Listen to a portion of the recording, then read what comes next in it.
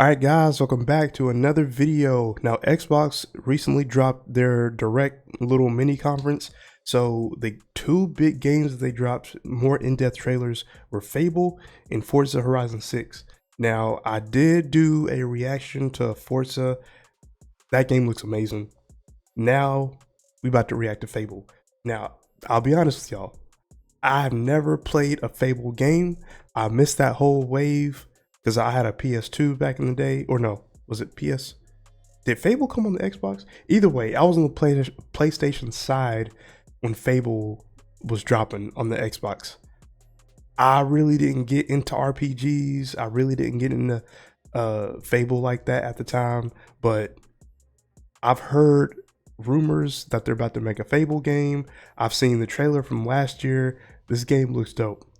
Now, if y'all are experienced Fable players, let me know what y'all's favorite Fable game is. Now, I'm hearing a lot of people saying 2. 2 was the one. But we about to get into what this new Fable entails. And I'm going to give y'all my thoughts, what I like, what I dislike. But I'm pretty sure I'm going to like this one. So we haven't really gotten a Fable game since, I don't know, it's been years since what, the Xbox 360 days. Correct me if I'm wrong. I told y'all I missed this whole wave, but we about to see what this game is talking about. So let's get into it. If you are new, please like, subscribe, share, comment down below if you want. Comment down what is y'all's favorite Fable game and why. I'm curious to know. For somebody who was new to the series and I'm trying to get into it, what is this game even about? Is this a continuance? Are these sequels? Should I be playing from the very beginning up until now? Like, what is it? So y'all let me know. Let me go ahead and press play. Let me see if this is at the best quality we got. Okay, cool. All right, let's go. Fable is Playground's first open-world action RPG, and we couldn't be more proud to be carrying on the work of the legendary Lionhead Studios, the original creators of the franchise. And although our game is a new beginning, I think what we're making is really faithful to the spirit of the classic Lionhead trilogy that we all love. At the heart of our game is a simple, recurring question. What does it mean to you to be a hero? Our game is about choice and their consequences. I love that. I will be pausing just so y'all know. I love RPGs, and y'all know how I love RPGs and I love choice-based games. Give me those two things together, it's a wrap. Y'all got me. I'm sold. And they got this in here too, so whatever choices you make will impact your future gameplay. So I love it. Love it already. Packed with action, drama, British humor, moral dilemmas, and quite a few chickens. All of this combines in a fairy tale which could only be Fable. In classic Fable fashion, you begin the game as a child, growing up in the sleepy rural village of Briar Hill. It's here that in a moment of extreme danger, your heroic powers first emerge, and we discover that you are Albion's first hero in a generation. But not long afterwards, disaster strikes, and the people of your village, including your beloved grandma, are turned to stone by a mysterious stranger. Ah, not grandma. Suddenly alone in the world, you'll set off on an adventure which will change Albion forever. Venturing out into the world is a huge moment because this is Albion like you've never seen it before. Idyllic rolling hills, magical forests, bustling villages, sleepy hamlets, oversized vegetable patches. Why is this giving me a Lord of the Rings type of feel? It's like we're in the Shire. I'm rocking with it. And stunning vistas. And because our Albion is truly open world, for the first time, you'll be able to explore this rich and detailed world seamlessly, with the freedom to go where you want from early in the game. We can't wait to welcome you back to Albion's iconic capital city, Bowerstone. home to Fairfax Castle, Well, like Hogwarts. Clock Tower, and the legendary Heroes Guild. It's a huge city, full of contrasts. Rich and poor, nobles and commoners, royalty and criminals. You'll spend plenty of time here during the game as you discover the secrets of the Heroes Guild and its reclusive guildmaster, Humphrey the Golden. In the north of Albion, you'll find mountains, craggy coastlines, spooky marshes, Different settings, I like it. and the bleak, windswept city of Bloodstone. Here, you'll meet the leaders of two rival gangs, vying for power, and uncover the secrets of the sinister but extremely well-organized Cult of Shadows. Our Albion is beautiful, handcrafted, and richly detailed. Yeah, I can tell I'm gonna be spending hours on this one. They're stronger than regular people. They're more skillful, more charismatic. More importantly, they're those rare humans who can harness and use magic in the world around them. They have the power to do what they want. And so do you. In our game, we want you to play as the hero you want to be. And that starts with being able to choose how your hero character looks. So, in Fable, you'll be able to pick from a range of different character heads and customize your clothing, hair. The customization for black people better be on point. Just like how they did with Hogwarts Legacy, we need that. Hopefully they got that on point as far as the different hairstyles and stuff like that.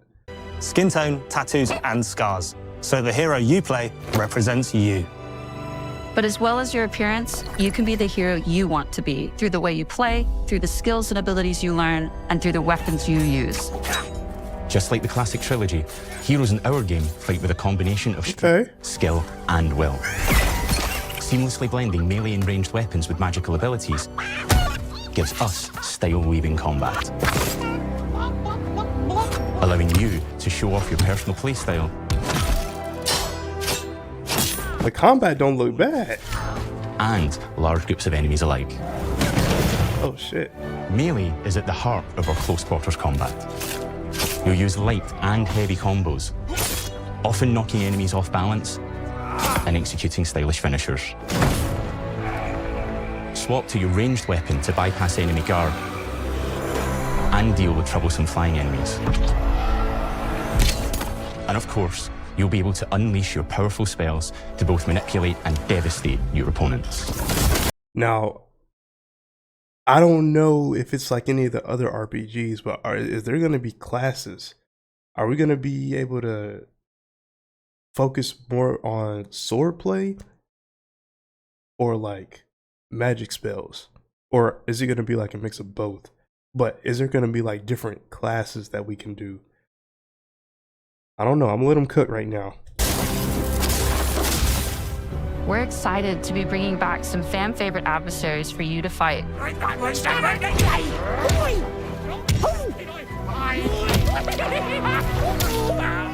Hobbs are back, as are Balverines, Hollowfolk, and Trolls. And we're adding brand new enemies too, like this fearsome cockatrice, a giant fire-breathing chicken. Each enemy family is different, with their own weaknesses to exploit and defenses to overcome. But with all the unique tools in your combat toolbox, how you defeat your enemies is up to you. Oh. But there's more to being a hero in Albion than fighting, so much more. When we talk to people about their favorite memories of the original games, so many of their stories were about the stuff you can do when you weren't just being a hero. The normal, everyday stuff which happened when you interacted with the people of Albion. For me, what I remember most vividly are the inhabitants of Albion and the things you can do with them, or to them. The crazy thing about the classic Fable games was that in the middle of a sprawling RPG was almost a complete other game where you could just mess around with the villages and townsfolk. And we've built that same experience in the middle of our game too. Buying a house, getting a job, making some money. Okay. Romancing a villager, getting married, having kids. Fancy a date? Perfect. I didn't know that was in depth. Huh. Buying another house. Buying every house in Albion. This is like art. This is like a fantasy Sims. That's dope. I didn't know that you could do that. Go that in depth with like family and purchasing houses and stuff. Now, man, getting rich. Marrying a bunch more people, having a bunch more kids, probably getting divorced along the way for good measure. And this game within a game is unique to Fable. It's systemic, interconnected, and you see the ripple effects of the things you do everywhere you go. And all of this revolves around the people who live in Albion, who we call the living population. There are more than 1,000 of them, and every single one is unique. Each of them has a name, a role, a daily routine, and their own personality. You could follow any one of them for a day and just watch them live their life. They'll get up, go to work, spend some leisure time on hobbies, then go home to bed. But what's even cooler is that you can talk to every single one of them in fully voiced conversations and interact with them in loads of different ways. Maybe the job they go to is working for you because you hired them to work in one of your businesses. Hey you, working hard? How can I help you, boss? Maybe the bed they sleep in is in a house you own because you're the landlord. Or maybe their bed is on the street because you evicted them. All right. Damn. Oh, it's you. You're awful. And all of the stuff you do affects what they think of you. You're a legend. Because everything you do builds your reputation. Very impressive. Now that's an hero right there. I love games like It's this. always been super important to Fable. That tension between good and evil underpinned all of the original games. And morality is central to our game too. But we have a slightly different take on it. For us, morality isn't black and white. There are lots of grey areas. Chicken chaser. And importantly, morality is subjective. No two people see things exactly the same way. And that's how it works in our game too. Everything you do earns you a reputation. And every person in Albion will have a different reaction to you as a result. Hello there. Yeah, we get it. You're rich. They'll remember things you did directly to them, they'll love Damn. you or hate you for the choices you make, and they will always tell you why. Although, usually from a safe distance. Our game will never judge you, but the people of Albion will, loudly. Imbecile. Your reputation is created by the choices you make, and you are going to make a lot of them. Big choices, little choices, moral choices, and some choices that will actually change the landscape of Albion for the rest of your game. We call this idea, your choices change the world. Let's give you an example. Early in the game, you'll meet a character named Dave, an egotistical gardener in a rural village who discovers a magical growth formula. He accidentally turns himself into a giant and becomes a big problem. It'll be your job to deal with him, and ultimately it will be your choice whether to kill him or to spare him. If you kill him, his giant corpse will lie on the farmland just outside of town for the rest of the game. And that is going to affect house prices.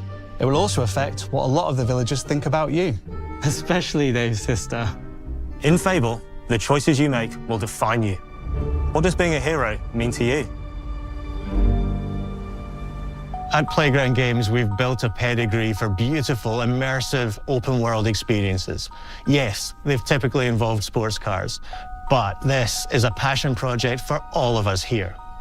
Every member of this team, which we've built from scratch, has two key things in common: a deep love for the franchise and a burning desire to bring it back.